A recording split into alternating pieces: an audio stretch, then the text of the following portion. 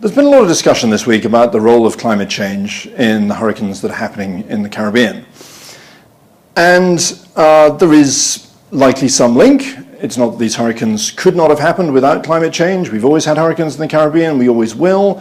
But there are important respects in which past greenhouse gas emissions are making the impacts of these hurricanes worse, even if they aren't altering the risk of the hurricanes happening in the first place. What our paper does is allows us to trace what is contributing to the rise in temperatures and the rise in sea level which are associated with these increased risks. What we show, interestingly, is that half of the warming that's happened since 1880 and a third of the sea level rise can be traced to products sold by only 90 major corporations.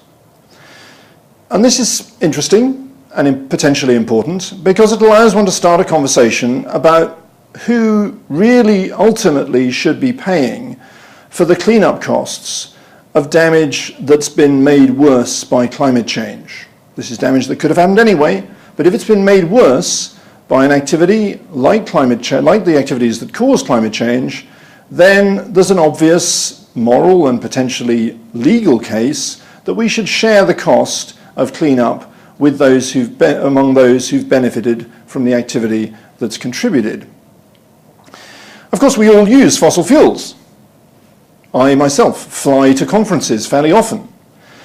I would have no problem with part of what I spend on fossil fuels being used to compensate the long-suffering citizens of the Caribbean for whatever contribution climate change may have made to the harms they are experiencing.